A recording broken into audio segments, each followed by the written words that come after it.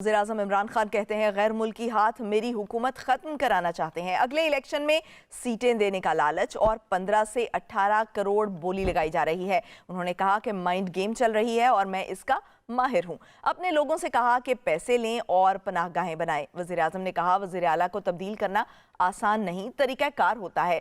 Clear होना चाहिए कि जिसे लेकर आना है वो क्या करेगा।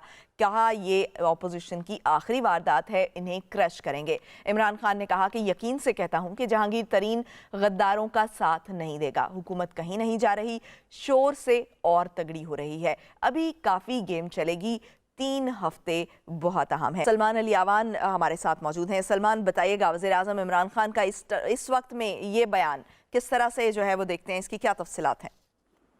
जी बिल्कुल, वज़ीर-ए-आज़म को अब तहरीक अदम-ए-एतमाद का जिसका सामना था वो बिल्कुल खुल के सामने आ गई है। अपोजिशन की जानिब से जिस तहरीक अदम-ए-एतमाद की बात की जा रही थी, अब उसका आईनी कानूनी प्रोसेस जो है वो बाज़ाब्ता तौर पर शुरू हो गया। डेफिनेटली जो अपोजिशन के अंदर सियासतदान जो पॉलिटिशियंस मौजूद हैं वो बड़े तजर्बाकार सियासतदान है, बहुत ही मंझे हुए सियासतदान है और उन्होंने बरसों की सियासत की और अब उनका मुकाबला वज़ीर-ए-आज़म इमरान खान से और वज़ीर-ए-आज़म इमरान खान समझते हैं कि वो अपोजिशन के खिलाफ जिसको वो चोर, नाअहल और डाकू करार देते रहे, उनके खिलाफ वज़ीर-ए-आज़म समझते हैं कि उनके पास एक हाई मॉरल ग्राउंड मौजूद है और वो नया पाकिस्तान बनाने निकले हैं, लेकिन अपोजिशन जमातें उनकी राह में रुकावट हैं। पुराने सियासतदान हैं जिन्होंने मुल्क को लूटा है, ये सब समझना है वज़ीर-ए-आज़म इमरान खान को। और आज के हवाले से जिनकी स्टेटमेंट सामने आई उससे जाहिर होता है कि वज़ीर-ए-आज़म भी एक जो अपने आप को वो स्पोर्ट्समैन कहते हैं, उसी स्पोर्ट्समैन स्पिरिट का मुजाहरा करते हुए वज़ीर-ए-आज़म एक आखिर वक्त तक फाइट करने के लिए तैयार है और वो समझते हैं कि अपोजिशन की जानिब से उनकी हुकूमत को डिरेल करने के लिए, उनकी हुकूमत को हटाने के लिए और उनको चलता करने के लिए जो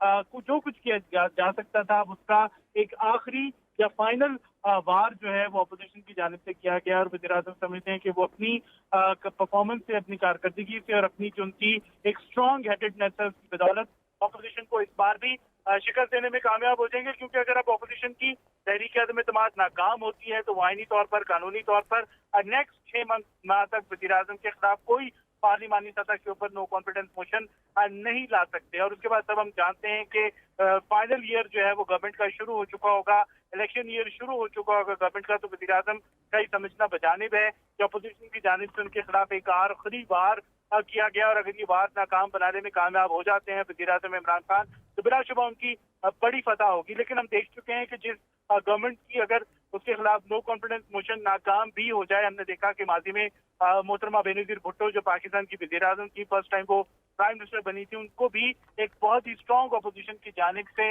एक नो कॉन्फिडेंस मोशन का सामना करना पड़ा और उनकी एक ना तजर्बाकार गवर्नमेंट ने उस अपोजिशन की जो नो कॉन्फिडेंस मोशन थी उसका सामना किया और उसको शिकस्त दी। लेकिन ये शिकस्त जो है वज़ीर-ए-आज़म बेनज़ीर भुट्टो की हुकूमत को नहीं बचा सकी और उसको 18 माह बाद ही चलता कर दिया गया और नेक्स्ट इलेक्शन में भी बेनज़ीर भुट्टो जो है वो मुंतखब नहीं हो सकी। तो पाकिस्तान की इस किस्म की तारीख है, वज़ीर-ए-आज़म मुकाबले के लिए तैयार नजर आ रहे हैं और जिस बात का ऐलान किया जा रहा था बार बार अपोजिशन की जानिब से, यानी नो कॉन्फिडेंस मोशन, वो सामने आ चुकी है। और अब हमने देखना है कि जो 3 बड़े रहनुमा हैं, आसिफ अली जरदारी साबिक सदर हैं और उनकी जो मुफाहमत की सियासत है और जो पीपल्स पार्टी के वर्कर नारा लगाते हैं कि जरदारी सब पर भारी, दूसरी तरफ मियां शहबाज शरीफ साहब हैं जो कि मुस्लिम लीग नून के सदर अपने भाई नवाज शरीफ की पार्टी की नुमाइंदगी करते हैं और वो एक ऐसे ये तीनों रहनुमा जो हैं वो आज कुछ देर में प्रेस कॉन्फ्रेंस करने जा रहे हैं। सलमान, आप हमारे साथ ही रहेगा। एहतशामुल हक साहब ने हमें एक दफ़ा फिर से ज्वाइन किया है।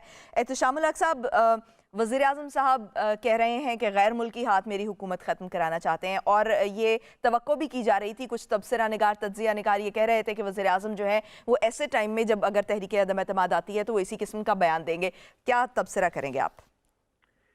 देखिए उस्मा, इस हवाले से एक चीज़ तो अहम है, प्राइम मिनिस्टर ने 2 बड़ी बातें की हैं जिसमें से एक तो वो है कि जो बॉडी लैंग्वेज उनकी बता रही है, बड़े पुरएतमाद नजर आते हैं और कहते हैं कि कुछ नहीं होगा, लेकिन साथ साथ ये भी कहते हैं 18-18 करोड़ रुपए की ऑफर की जा रही है और साथ कहते हैं जी मैं जहांगीर तरीन को जानता हूँ, वो चोरों से नहीं मिलेगा।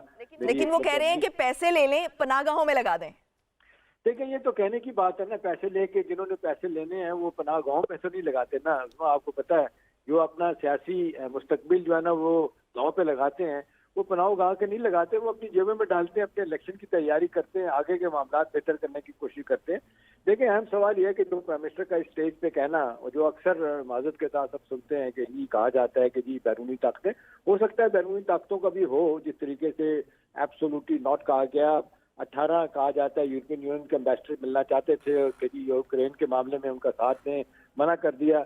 अगर के सफारतकारी की जुबान में उसमें लोग कहते हैं कि यही बातें क्वाइटली की जाती हैं, ओपनली नहीं की जाती, लेकिन प्राइम मिनिस्टर ने की, तो हो सकता है इस हवाले से लोग बहुत सारी बातें करते हैं। एक बात ये भी कही जाती है कि चंद दिन पहले कराची के अमेरिका के कौंसल जनरल जो है ऑफिस में किसने एक बहुत बड़े हमारे मीडिया टाइकॉन से मुलाकात की थी और उसे कहा था कि मीडिया मिलके इसको उठाए।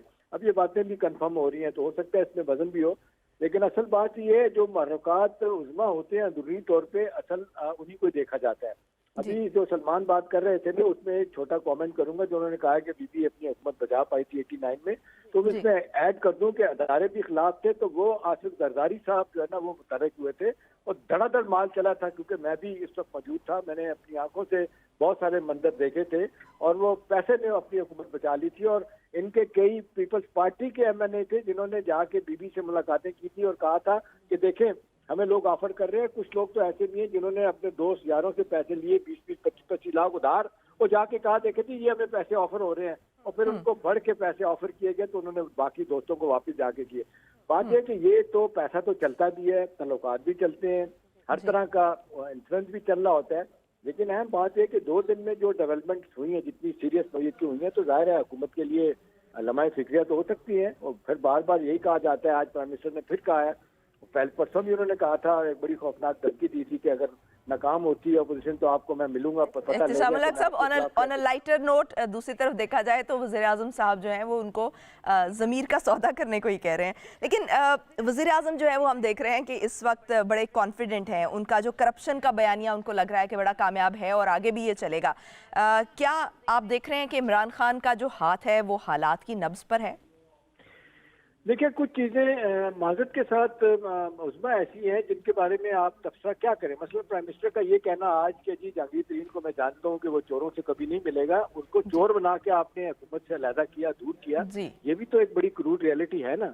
कि आपने कहा, इल्जाम लगाए कि इन्होंने 3 अरब रुपए की सब्सिडी गंदम की इम्पोर्ट करने के लिए दी गई थी, जिसमें से 12 मेन प्लेयर थे जो थे गंदम के जो कारोबार करते थे, उनमें से कहा जाता है कि जी 52 करोड़ रुपया जो है ना वो इन्होंने लिया था, अपना जहांगीर तरीन ने लिया था, और जिसके बारे में वज़ीर आज़म साहब कहते हैं मैंने तो पता ही नहीं, मेरे को कदों दस्तखत करा के लोग ले गए।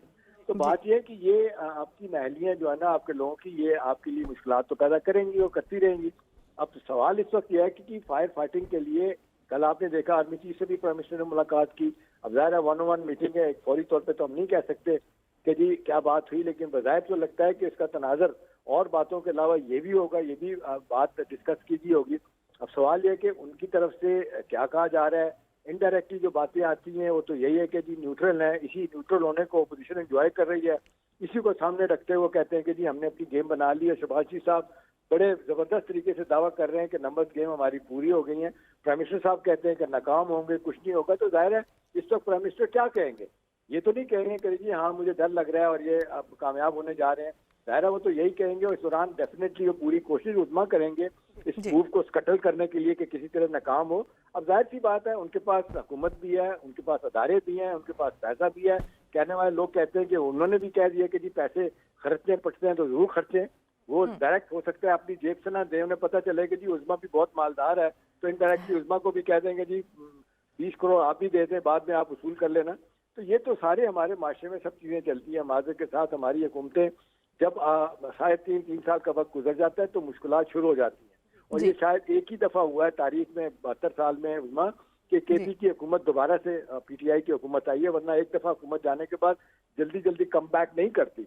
अब बीबी की हुकूमत हो, नवाज शरीफ की हुकूमत हो, 2-2, 3-3 दफ़ा आए हैं, लेकिन 2-2, 4-4, 5 साल के वक्फे के बाद ही आए हैं। जब देखा कि अब दूसरी पार्टी बिल्कुल रह गई है, कुछ नहीं कर पा रही, तो उससे फायदा उठाया, अदारों से मिलकर फायदा उठाया। तो इस एज वी स्पीक तो लग रहा है कि ओपोजिशन वाले जो है ना वो एतमाद जिस तरह दिखा रहे हैं, उन्हें कहीं ना कहीं से सपोर्ट भी है, लेकिन वन लाइनर तो उसमें यही आ रहा है ना कि पार्टी के अंदर जो हो रहा है, पार्टी के अंदर से जो बगावत हुई है, ये लम्हा फिक्री है। आज ओन चौधरी के घर में सारे लोग मिलने इतने बबांगे दो तरीके से पीटीआई के लोग कभी अपनी क़यादत के सामने नहीं आए थे, उनके खिलाफ नहीं हुए थे।